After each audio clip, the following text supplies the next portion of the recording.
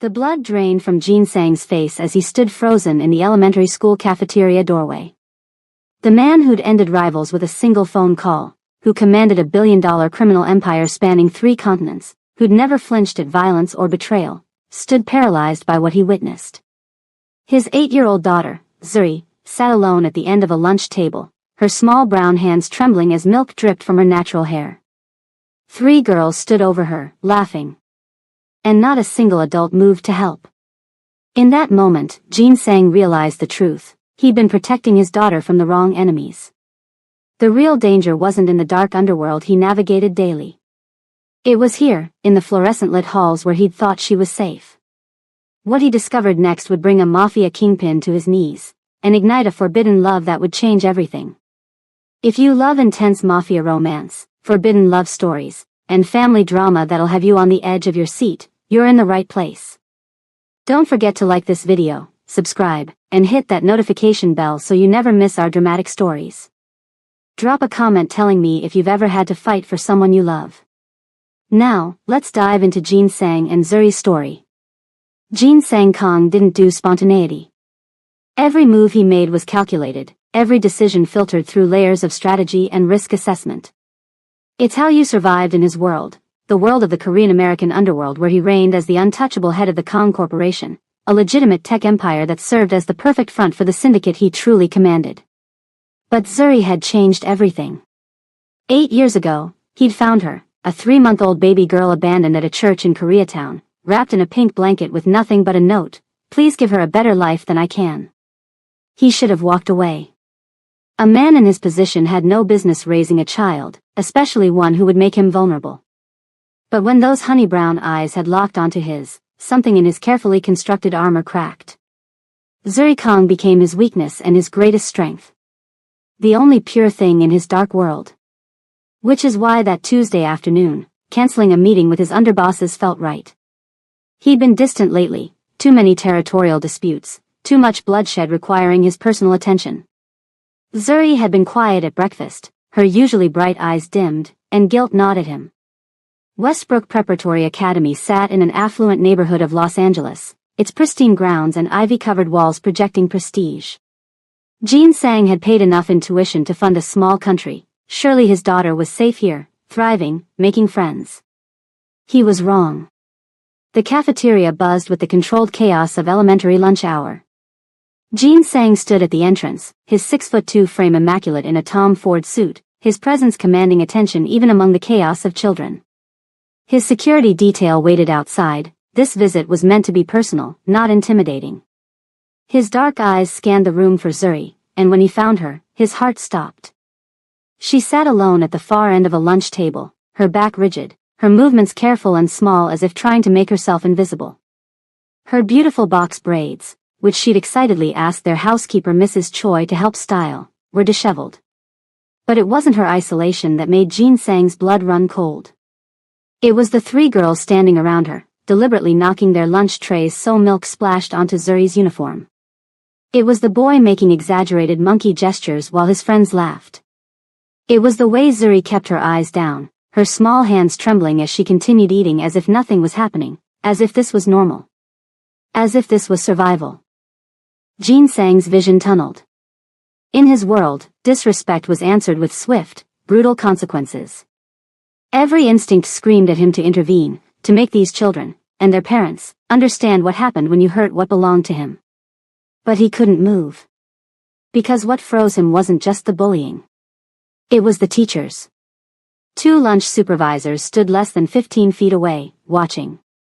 Their eyes skated over Zuri's table, registered the harassment, and deliberately looked away. One even smiled indulgently at the children tormenting his daughter as if it were harmless play. "Zuri probably doesn't even know what that means," one boy said loudly, pointing at the book she was reading. "My mom says people like her don't test well. Something about genetics." The girl next to him giggled. "My dad says it's weird that her dad is Korean. Like, did he buy her or something?" Jin Sang's hands clenched into fists. In that moment, he understood a violence that transcended his professional brutality. This was primal, paternal, unstoppable. Then he saw her face. Zuri looked up briefly, and Jin Sang saw his daughter's expression, not angry, not confused, but resigned. Accepting. As if she'd heard these things so many times they'd become background noise to her existence. Mr. Kong? The voice shattered his focus. He turned to find a woman standing beside him, mid-30s, dark skin that seemed to glow in the fluorescent lighting, natural hair pulled back in a professional bun, wearing a simple but elegant dress that somehow stood out in this sea of privilege. Her eyes were sharp, assessing, and held something he rarely saw when people looked at him, no fear. I'm Lillian Nandi, she said, extending her hand. I'm the new student counselor. You must be Zuri's father. Jin Sang shook her hand automatically, his mind still processing what he'd witnessed. You're new. Started 2 weeks ago. Lillian's gaze drifted to Zuri's table, and something dark flickered across her features. I've been trying to address certain patterns in this school. Your daughter is exceptional, Mr. Kong. And she deserves better than this. You've noticed? His voice was dangerously quiet. I've documented 17 separate incidents involving Zuri in my short time here. Lillian pulled out a tablet, her fingers moving swiftly. I've submitted reports to Principal Whitmore, recommended interventions, requested meetings.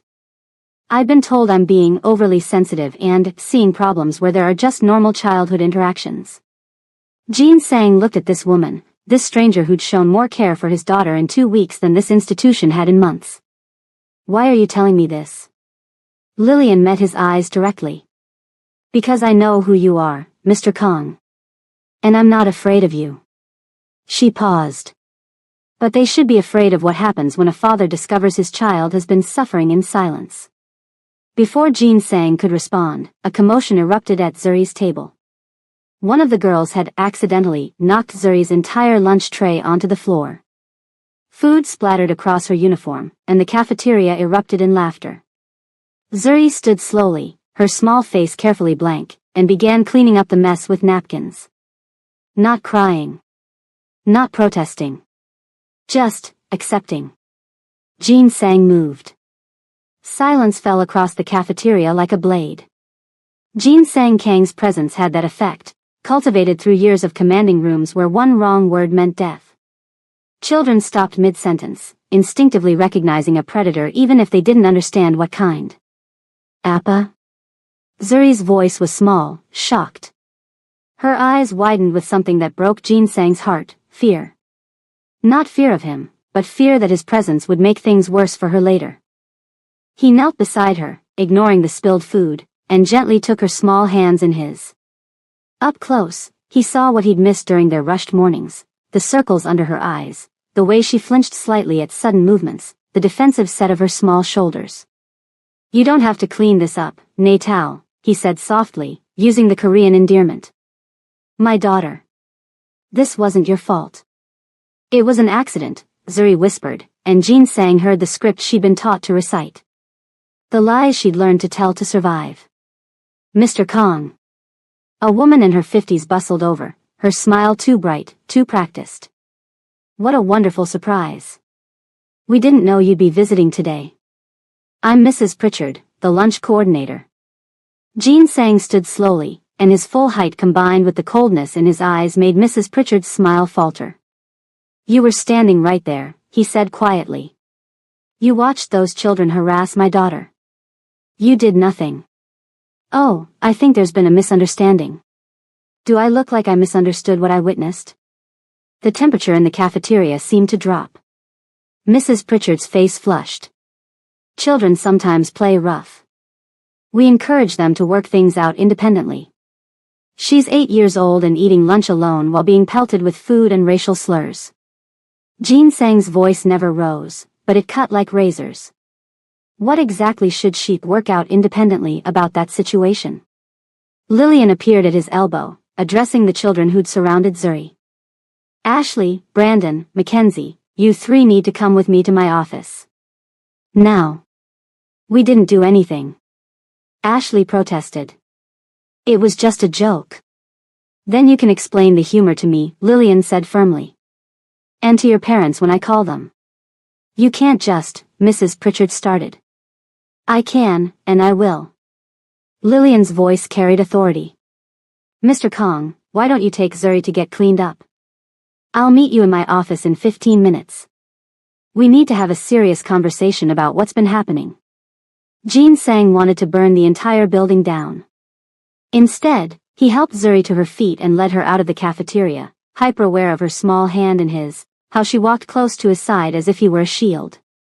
In the bathroom, Jin Sang wet paper towels and gently cleaned the food stains from her uniform while Zuri stood silent, tears finally tracking down her cheeks. Why didn't you tell me this was happening? He asked gently. I didn't want to bother you. Her voice was barely audible. You're always so busy with work. And I thought if I was just nicer, if I tried harder to be their friend, it would stop. Jin Sang's heart shattered. He pulled his daughter into his arms, feeling her small body shake with suppressed sobs. Oh, nay Sarang. Nothing you did caused this. Do you understand? This is not your fault. But they say. I don't care what they say. He pulled back to look into her eyes. You are brilliant, beautiful, and strong. You are a Kong. And no one, hurts my family without consequences. Something in his voice must have penetrated because Zuri's tears slowed. What are you going to do, Appa? Jin Sang thought of the various ways he'd dealt with enemies over the years. None of them were appropriate for an elementary school. I'm going to fix this, he promised. But I need you to tell me everything. Every incident, every word, every person who hurt you or stood by watching. Can you do that? Zuri nodded slowly. Ms. Nandi is nice. She actually listens. Lillian Nandi. The counselor who'd approached him without fear, who'd documented his daughter's suffering when everyone else had looked away. Interesting. I know you're probably as angry as Jin Sang right now. Trust me, this story gets even more intense. But before we continue, if you're loving this Mafia romance drama, smash that like button and make sure you're subscribed with notifications on. Comment below, #ProtectZuri if you think Jin Sang should take matters into his own hands, or #SystemChange if you think he needs to work within the system. Now, let's see what happens when a Mafia boss meets a fearless counselor. Lillian Nandi's office was small but personal, decorated with artwork celebrating Black excellence, shelves lined with books on child psychology and cultural competency, and a small diffuser releasing lavender scent into the air. It was a sanctuary, Jin Sang realized. A safe space in an institution that had proven itself hostile. She sat across from him now, with Zuri between them working on a puzzle Lillian had provided. Jin Sang studied this woman who'd somehow appeared exactly when he needed her. I'm going to be direct, Mr. Kong, Lillian said, pulling out her documentation. Zuri has been systematically bullied since the school year began 4 months ago. The harassment includes racial slurs, physical intimidation, social isolation, and what I believe is implicit bias from several staff members who view her as difficult or too sensitive when she reports incidents. Jin Sang's jaw clenched. Names. I have them all documented. Lillian handed him the tablet. But here's what you need to understand. This isn't just about individual students or even individual teachers. This is systemic. Westbrook Prep talks a good game about diversity, but they've never actually had to practice it. Zuri is one of 3 black students in the entire elementary school, and the only one with an Asian parent. She represents something that makes them uncomfortable, so they've chosen to other her rather than protect her. Then I'll remove her. Transfer her to a school that actually deserves her presence. You could, Lillian agreed. But will that solve the problem? Or will it teach Zuri that when institutions fail her, the answer is to run rather than fight for change? Jin Sang's eyes narrowed. You don't know anything about me, Ms. Nandi. Fighting is what I do. I know exactly who you are, Mr. Kong. Lillian leaned forward, her dark eyes intense. I did my research the day Zuri was enrolled. I know about Kong Corporation. I know about the rumors of your other business interests. I know you're a dangerous man. And yet you're still here. Alone in a room with me. Because I've spent my career fighting for children who can't fight for themselves. Do you think I'm going to stop because their father could make me disappear? She smiled slightly. Besides, you're not going to hurt someone trying to help your daughter. That's not who you are with her. Something shifted in the air between them. Jin Sang had spent decades reading people, identifying weaknesses, exploiting fears. Lillian Nandi showed him none. She met his intensity with her own, matched his protective fury with professional determination. She was magnificent. What do you propose? He asked.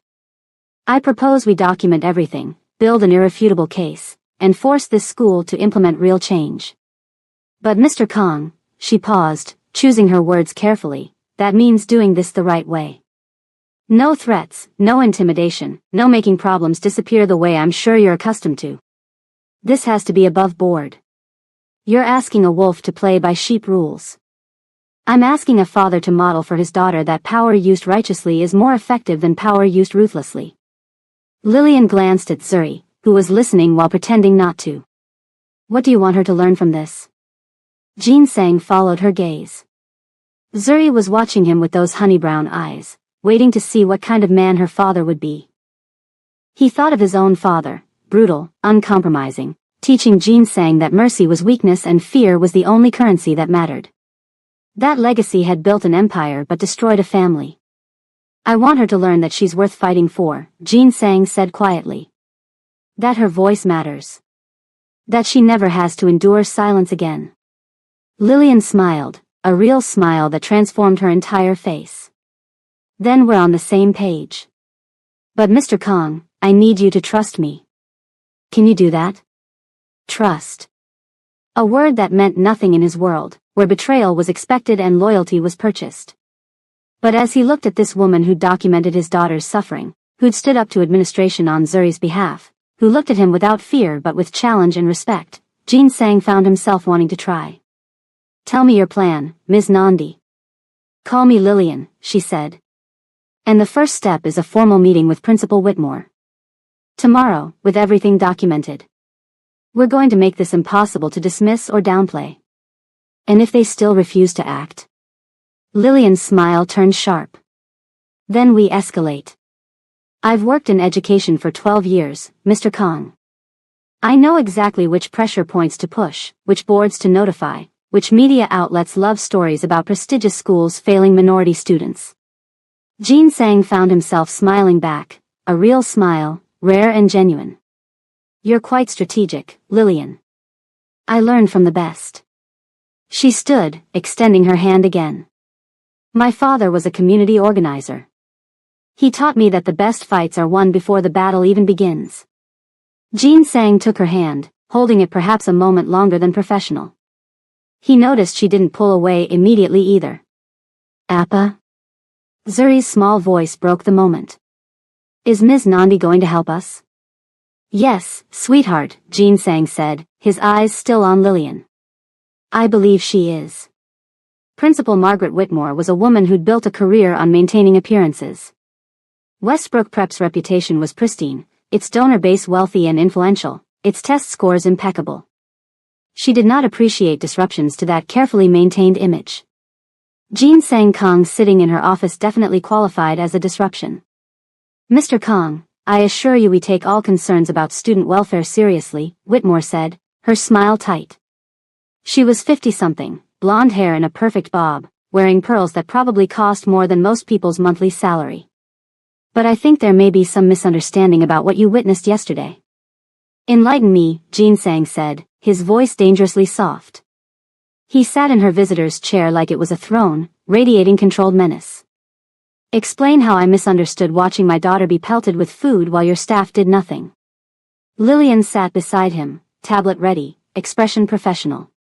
Principal Whitmore, I've documented 17 separate incidents over the past 2 weeks. That's in addition to the 6 complaints Mrs. Choi called in earlier this semester that were dismissed. Mrs. Choi is the housekeeper, correct? Whitmore's tone suggested this invalidated the reports. Not actually a parent.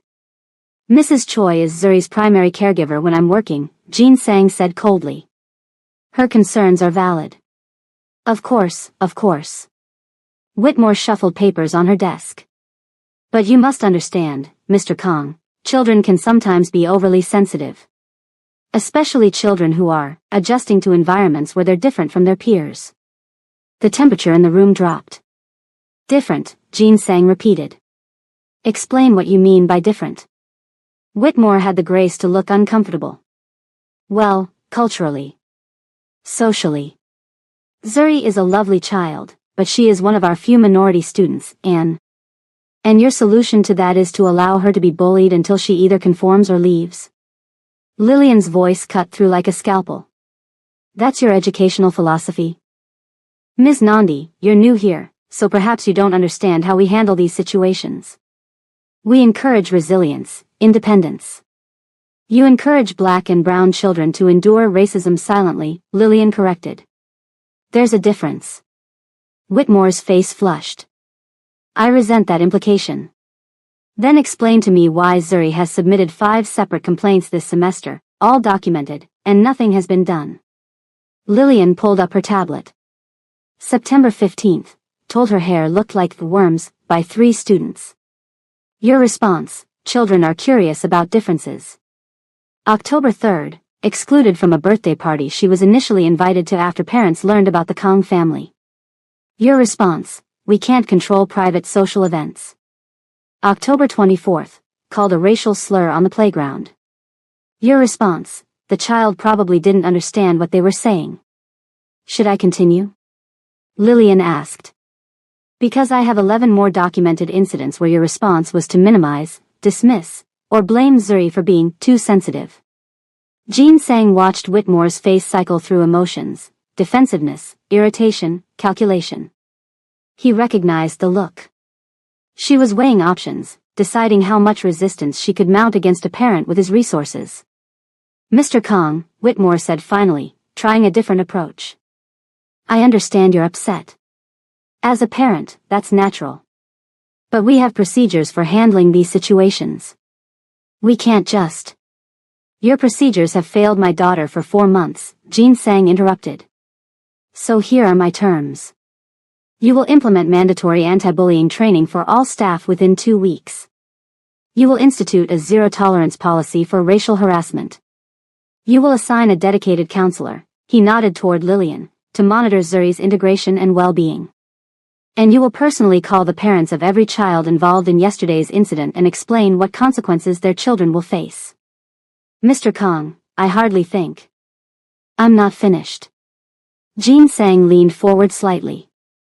You will also institute monthly oversight meetings where parents of minority students can voice concerns directly to administration.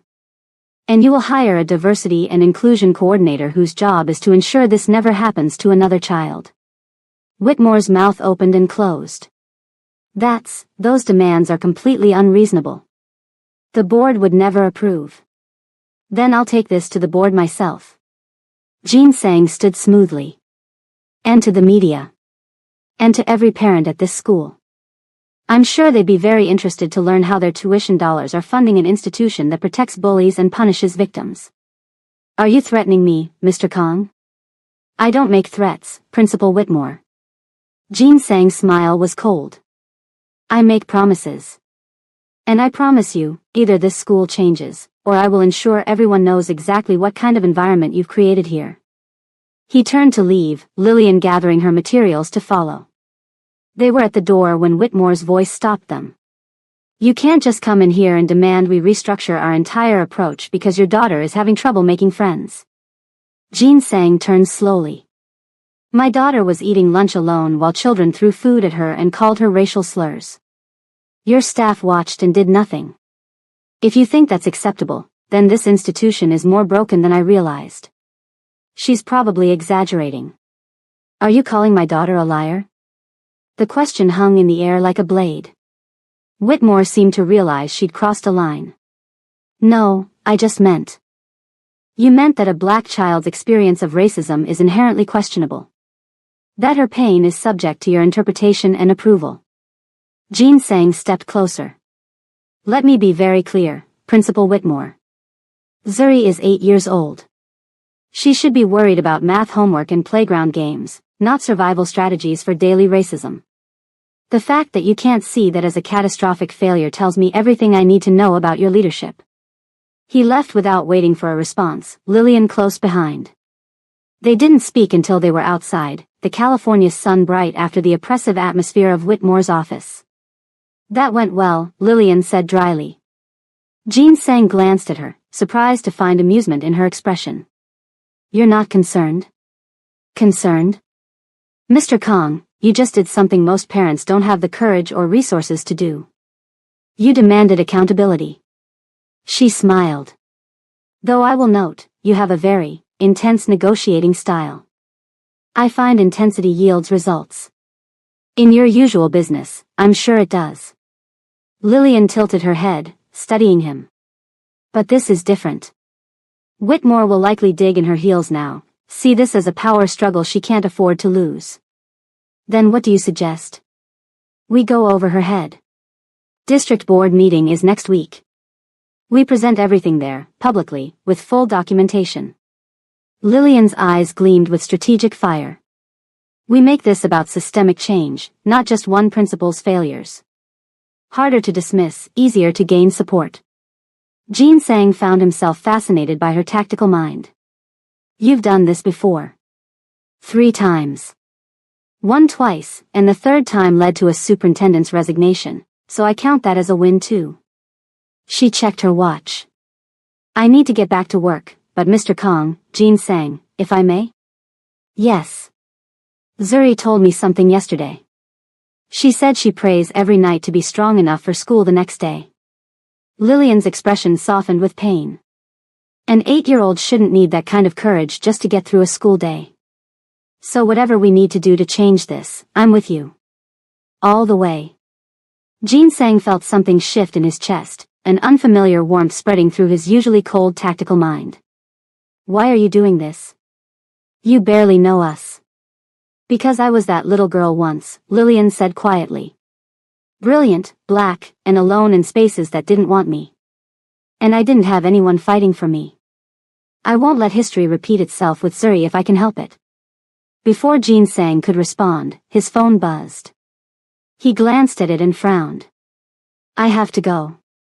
Work issue. Of course. Lillian started to leave, then paused. Jean Sang? Be careful. Whatever work issue you're dealing with, Zuri needs her father. Don't do anything that might take you away from her. She walked away before he could ask what she meant, leaving Jean Sang standing in the parking lot wondering how this woman he'd known for barely 24 hours could already read him so accurately. His phone buzzed again. The message was from his second-in-command, Yoon. We have a problem. The Chong family is moving on our territory. Need you at the warehouse. Jean Sang looked up at the school building where his daughter sat in a classroom, trying to learn while carrying the weight of daily cruelty. Then at his phone, where his other life, the violent, unforgiving world of gang politics, demanded his attention. For the first time in his life, Jean Sang Kong wasn't sure which battlefield he was better equipped to fight on. The warehouse in Koreatown was tense with armed men when Jean Sang arrived. His inner circle stood around a table where a bloodied man knelt, one of the Chong family's lieutenants, caught trying to intimidate one of Jean Sang's legitimate business owners. Hyeongnam, Yoon greeted him, using the respectful term for an older brother in the organization. He was at Kim's restaurant, demanding protection money. Said the Chong family was taking over this territory now that you're distracted. Jean Sang's expression didn't change, but everyone in the room felt the shift in atmosphere. He approached the kneeling man slowly, each step deliberate. Distracted, Jean Sang repeated softly.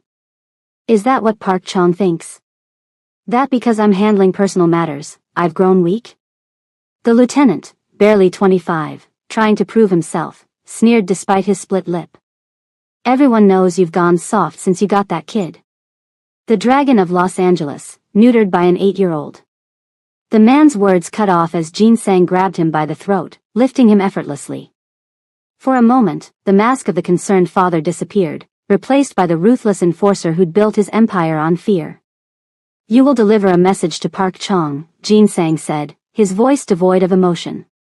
My daughter is not weakness. She is the only reason I still follow any rules at all. The only reason I don't burn his entire operation to the ground for this disrespect. Tell him to be grateful she's taught me restraint.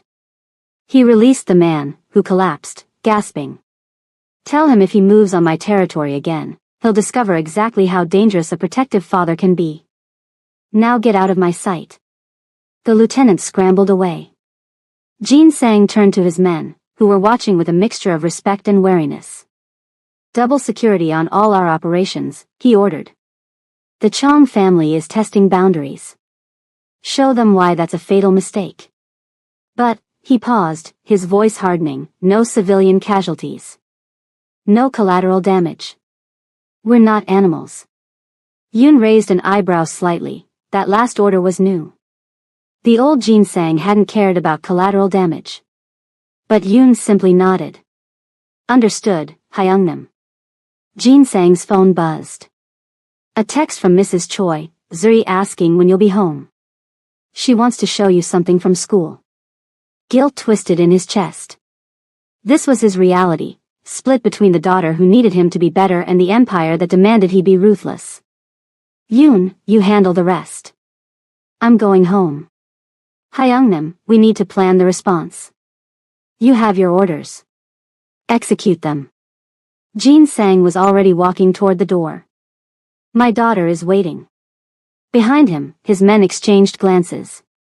The dragon was changing, and they weren't sure if that made him more dangerous or more vulnerable. At home, Jin Sang found Zuri at the Kitchoi table with Mrs. Choi, working on homework. She looked up when he entered, her face brightening in a way that made his heart ache. Appa. You came home. I promised, didn't I? He kissed the top of her head, noting the paperwork spread before her. What are you working on? Ms. Nandi said I should write about someone brave I know. Zuri held up her paper proudly. I'm writing about you. Jin Sang froze. He thought of where he'd just been, what he'd just done. Zuri, I'm not sure I'm the right choice. But you are. She insisted. You came to my school even though I know you were busy. You stood up to the principal for me. Ms. Nandi says that's what brave people do, they protect others even when it's hard. Jin Sang crouched beside her chair, looking into those trusting eyes. What else did Ms. Nandi say? She said that real strength isn't about being scary or powerful. It's about using whatever power you have to help people who can't help themselves. Zuri tilted her head. That's what you do, right? At your company? Mrs. Choi, wisely, suddenly became very interested in preparing dinner.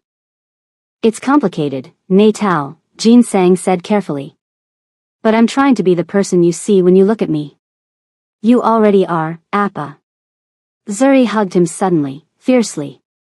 You're the bravest person I know. Over her head, Jin Sang caught Mrs. Choi's knowing look. The older woman had been with him for 15 years, had watched him transform from a violent young enforcer to the man he was now. She knew all his secrets, all his sins. Mr. Kong, she said softly in Korean, the counselor, Ms. Nandi, she called earlier. She wants to meet with you tomorrow to discuss the board presentation. I told her you'd call back. Jin Sang nodded, then paused. Mrs. Choi, in all your calls to the school this semester about Zuri, did anyone ever take you seriously? The older woman's expression darkened. They treated me like I was overreacting. One administrator even suggested that perhaps I was not understanding American childhood dynamics because I'm Korean. She snorted. I raised 4 children here. I understand perfectly. They simply didn't want to listen. Another failure. More adults who'd watched Zuri suffer and chosen comfort over action. His phone buzzed again. This time it was a number he didn't recognize. He answered cautiously. Mr. Kong? This is Lillian Nandi. I hope I'm not interrupting. Jin Sang stepped into his home office, closing the door. Not at all. Mrs. Choi said you called. I wanted to update you on tomorrow's meeting with the district board. I've prepared a comprehensive presentation, but I need you to understand, these people are politicians. They care about optics, about liability, about keeping donors happy. So we give them what they care about. Jin Sang's strategic mind engaged. Threaten their reputation, their funding, their legal standing. Exactly. But, Jin Sang, she paused, and he found he liked how his name sounded in her voice. We need to be smart about this. Not aggressive. Passionate, yes. Demanding, absolutely. But if you come in like you did with Whitmore, they'll dismiss you as an overprotective parent with too much money and influence. You're saying I need to be less myself. I'm saying you need to channel your intensity into strategy rather than intimidation. He heard rustling papers through the phone. I've seen men like you before, Jean sang. Men who command respect through fear. But this situation requires something different. It requires vulnerability. Showing them what this has cost Zuri emotionally, what it's cost you as a father. I don't do vulnerability, Lillian. Then learn. Her voice was gentle but firm. Because that's what's going to reach them. Not threats, truth. Raw, honest truth about a little girl who prays every night for strength to face her school. That's what creates change. Jean Sang was quiet, processing. In his world, vulnerability was death. Showing weakness invited attacks, betrayals, exploitation. But Lillian wasn't asking him to show weakness. She was asking him to show humanity. Will you be there? He asked. At the meeting? Of course. We're in this together. Together, he repeated, and the word felt foreign but right. Lillian, can I ask why you're investing so much in this? You could easily stay neutral, not risk your new position. Because I've spent my entire career watching children like Zuri slip through the cracks, she said quietly. Brilliant, beautiful black and brown children whose light gets dimmed by systems that don't value them. I became a counselor to stop that. To be the person I needed when I was young. Someone hurt you. It wasn't a question. Yes. And no one fought for me. So now I fight for others. She paused. Tomorrow, Jean sang. Let me see the father, not the CEO. Not the, another pause, careful, not whatever else you are in your business dealings. Just the man who loves his daughter enough to demand the world treat her with dignity. After they hung up, Jean Sang sat in his office, staring at the photo on his desk, him and Zuri at her last birthday, both smiling, her wearing a princess crown he'd bought her from the most expensive toy store in LA. He'd killed men. Destroyed lives. Built an empire on violence and fear. Could he really transform into someone who fought with vulnerability instead of force? His door opened quietly. Zuri peeked in, holding her paper. Appa? I finished my essay. Do you want to read it? Jean Sang held out his hand, and she climbed into his lap like when she was smaller, fitting perfectly against his chest. He read her words, childish handwriting describing him as brave, strong, and kind. Describing how safe she felt when he was near. Describing how he made the scary things less scary. By the time he finished, Jean Sang's vision was blurry. This is beautiful, Natal, he managed. Ms. Nandi helped me with some of the spelling, Zuri admitted. Appa, do you think tomorrow the board will listen? Will they make school better? Jean Sang thought of the meeting ahead, of Lillian's advice, of the choice before him, be the ruthless enforcer or the vulnerable father. I don't know, he admitted honestly. But I promise I'll do everything I can to make them listen. You deserve to feel safe at school, Zuri. You deserve to be happy. I'm happy when I'm with you, she said simply. Later that night, after putting Zuri to bed, Jean Sang stood in his home gym, pounding the heavy bag until his knuckles bled, trying to reconcile the man he'd been with the man he needed to become. His phone lit up with a message from Lillian. Zuri showed me her essay about you today. She sees the best in you, Jean Sang. Tomorrow, show the board why she's right to believe in you. Jean Sang stared at the message for a long time, then typed back, thank you. For seeing us. For fighting for her. The response came quickly, I'm fighting for both of you. See you tomorrow. Jean Sang set down his phone and looked at his reflection in the gym mirror, bruised knuckles, expensive suit discarded, the weight of two worlds on his shoulders. Tomorrow, he would have to be someone new. Someone who fought without fists, who commanded without fear, who led with truth instead of threats. For Zuri, he would find a way. And maybe, a small voice whispered in his mind, for the fierce counselor who'd looked at him without fear and seen something worth believing in. The district board met in a converted auditorium, all polished wood and harsh fluorescent lighting designed to intimidate. Jin Sang sat in the audience section with Lillian beside him, her presence grounding him in a way he didn't fully understand. "Breathe," she whispered as their agenda item approached. "Remember, father first, CEO second." Jin Sang nodded, but his hands were clenched into fists. Around them, parents filled the seats. Lillian had quietly mobilized several families with similar complaints, building a coalition rather than a solo attack. Next item, the board president announced, a stern woman named Dr. Patricia Simmons. Concerns regarding student welfare at Westbrook Preparatory Academy. Mr. Jin Sang Kong and Ms. Lillian Nandi will present. They approached the podium together. Lillian set up her tablet to display on the large screen, pulling up documentation while Jin Sang stood beside her, feeling exposed in a way that had nothing to do with physical danger. "Good evening," Lillian began, her voice clear and professional. "I'm Lillian Nandi, student counselor at Westbrook Prep. I'm here tonight with Mr. Kong to present evidence of systematic failures in protecting minority students from racial harassment and bullying." The screen filled with data, incident reports, complaint logs, email chains showing dismissive responses from administration. Lillian walked through each one methodically, building an irrefutable case. Then she paused. "But data doesn't tell the whole story. Mr. Kong, would you like to share your daughter's experience?" Jin Sang stepped forward, and for a moment, every instinct screamed at him to intimidate, to threaten, to force compliance. Instead, he thought of Zuri's essay. Of her trust. Of Lillian's faith in him. "My daughter Zuri is 8 years old," he began, his voice quieter than usual. 4 months ago, she started at Westbrook Prep. She was excited. She'd picked out her backpack, practiced her introduction, talked about making new friends. He pulled out his phone, displaying a photo of Zuri on that first day, beaming at the camera. 3 weeks later, she stopped smiling. She became quiet. Careful. I thought she was just adjusting. I was busy with work, too busy to see what was really happening. Jin Sang's throat tightened. Last Tuesday, I surprised her at lunch. I watched my daughter sit alone while children threw food at her. Called her names. Made racist gestures. And I watched school staff see it happen and do nothing. He looked up at the board members and let them see his pain, his fury, his desperation. That night, I checked on Zuri before bed.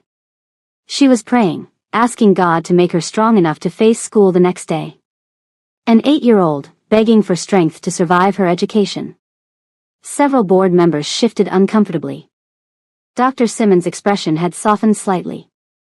I came here tonight not to threaten or demand, Jin Sang continued. I came to ask, how many other children are suffering in silence? How many parents don't have my resources to fight back? How many brilliant, beautiful children are being crushed by an institution that's supposed to nurture them? He took a breath, steadying himself. My daughter is Black and Korean. She exists at intersections this school has never had to accommodate before. But she deserves better than being treated like a problem to be managed. She deserves to thrive. Lillian stepped beside him, her shoulder brushing his in silent support. We're not asking for special treatment, she said. We're demanding basic human dignity. And we're asking this board to hold Westbrook Prep accountable for systematic failures that have harmed multiple students. We have additional families here tonight, Jin Sang added, gesturing to the audience. All with similar stories. All dismissed, minimized, told their children were too sensitive or needed to toughen up. One by one, parents stood, sharing stories of racist comments ignored, cultural insensitivity excused, complaints buried. The testimonies painted a damning picture. Dr. Simmons called for a brief recess. When they reconvened, her expression was grim. Mr. Kong, Ms. Nandi, and the families who testified tonight, thank you for your courage in bringing these matters to our attention. The board takes these allegations extremely seriously. Allegations? Jin Sang's voice hardened. With all due respect, Dr. Simmons, we've provided documentation. Lillian's hand on his arm stopped him. She stepped forward smoothly. Dr. Simmons, What specific actions will the board take to investigate these documented incidents and prevent future occurrences? We will launch a comprehensive review of Westbrook Prep's policies and practices, Dr. Simmons announced. Including mandatory training for all staff, revised incident reporting procedures, and quarterly oversight meetings. Principal Whitmore will be placed on administrative leave pending investigation. Jean Sang felt Lillian's hand squeeze his arm in victory. Additionally, Dr. Simmons continued, we will be hiring a district-wide director of equity and inclusion, and establishing a parent advisory board to ensure ongoing accountability. Timeline? Lillian asked. Training begins within 2 weeks. Full policy review completed within 60 days. Director hired within 90 days. It was more than Jean Sang had expected, but he still felt the rage simmering. And consequences for the staff who witnessed my daughter's harassment and did nothing? That will be addressed in the investigation, Dr. Simmons said carefully. I understand your frustration, Mr. Kong. But we must follow proper procedures. Jean Sang started to argue, but Lillian's voice cut in. We appreciate the board's commitment to addressing these issues. We'll be watching closely to ensure these promises become actions. Outside afterward, Jean Sang rounded on her. They're going to drag their feet. Investigations, procedures, it's all bureaucratic stalling. Maybe, Lillian agreed. But it's also more than most parents ever get. And now we have it on record, publicly, with witnesses. They can't sweep this under the rug. Jean Sang ran a hand through his hair, frustration radiating off him. I want immediate justice. I want everyone who hurt Zuri to face consequences now. I know. Lillian's voice was gentle. But this is how systemic change works. It's slow, frustrating, and never feels like enough. But it's what will protect not just Zuri, but every child who comes after her. You're asking me to be patient. I'm asking you to trust the process. And me. She stepped closer, looking up at him. You did beautifully in there, Jean Sang. You showed them your humanity, your love for Zuri. That's what moved them. They stood in the parking lot, the California night warm around them, and Jean Sang became acutely aware of how close Lillian was, how her eyes reflected the streetlights, how his heart was racing in a way that had nothing to do with confrontation. I couldn't have done this without you, he said quietly. Yes, you could have. But I'm glad you didn't have to. Lillian smiled. Your daughter is lucky to have you fighting for her. She likes you, Jean Sang said. Zuri. She talks about you constantly. Says you're the only teacher who really listens. She's an incredible kid.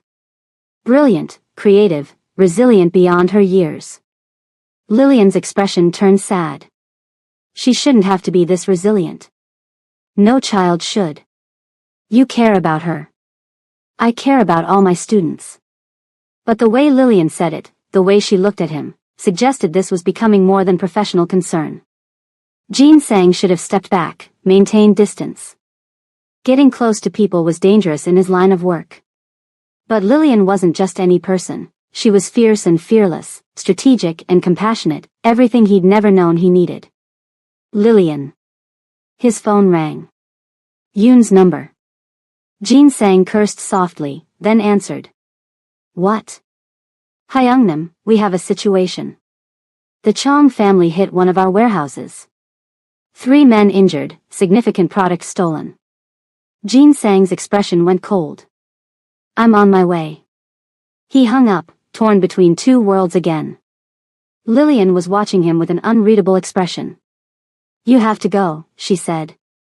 It wasn't a question. Yes. Jean Sang, she hesitated, then seemed to make a decision. I told you I know who you are. What you are. And I need you to understand something. He waited, tense. I don't judge you for the life you lead, Lillian said carefully. I don't know your full story, what brought you to where you are. But I need to know, are you trying to be better? For Zuri? Every day, Jean Sang admitted. Every single day, I try to be the father she deserves instead of the monster I was raised to be. Lillian nodded slowly. Then that's enough. But Jean Sang, whatever you're about to do tonight, ask yourself, would you want Zuri to know about it? Would you want her to see it? She left before he could respond, walking to her car with the same confidence she'd shown in the board meeting. Jin Sang stood there, watching her go, her words echoing in his mind. Would you want Zuri to know about it? His phone buzzed again. Yoon, demanding his presence, his leadership, his ruthlessness. Jin Sang looked up at the stars barely visible through LA's light pollution, and made a choice that would change everything. He called Yoon back. Handle it. Non-lethal response, no civilian exposure, minimal damage. Send the message but don't start a war. Hyungnam, this kind of disrespect requires. It requires exactly what I just ordered, Jin Sang cut him off. I trust you to execute this appropriately. I'm going home to my daughter. He hung up before Yoon could argue. For the first time in 20 years of running the Korean underworld in Los Angeles, Jin Sang Kang chose family over empire. And it terrified him almost as much as it freed him. 3 months later. Westbrook Prep Spring Assembly looked different now. The stage featured artwork from students of all backgrounds. The program included performances celebrating multiple cultures. And in the front row, Zuri Kang sat between two friends, real friends who'd reached out after the administration changes began, smiling genuinely for the first time in months. Jin Sang watched from the parents section, feeling something unfamiliar warm his chest. Pride. Peace. Hope. She looks happy, Lillian said, sliding into the seat beside him. Because of you, Jin Sang replied. Because of both of us. And because she's stronger than either of us realized. Lillian smiled at Zuri, who'd spotted them and was waving excitedly. The new principal starts next week. She has a background in equity and inclusion. I'm cautiously optimistic. You're always cautious. And you're learning to be. Lillian's tone was teasing. I heard you've been meeting with community leaders about reforming your business practices. Legitimate ventures only, or so the rumors say. Jin Sang glanced at her. You have interesting sources. I pay attention. She met his eyes directly. Are the rumors true? I'm transitioning, Jin Sang admitted. It's complicated and dangerous and will take time. But yes. I'm trying to build something Zuri can be proud of instead of something she'll have to escape from. That's brave. That's terrifying, he corrected. My whole organization is in flux. Allies are questioning my leadership. Enemies smell weakness. But you're doing it anyway. For her. Jin Sang nodded toward Zuri. And for. He stopped himself, but Lillian's knowing smile suggested she'd heard what he didn't say. For you. Over the past 3 months, their collaboration on Westbrook's reforms had evolved into something neither could fully name. Dinners to discuss Zuri's progress that stretched into conversations about everything else. Late-night calls about policy changes that became confessions of dreams and fears. Moments when their hands would brush and neither would pull away. Jin Sang was falling for Lillian Nandi, and it was perhaps the most dangerous thing he'd ever done. Jin Sang, Lillian said quietly, her voice carrying weight, what are we doing? I don't know, he admitted.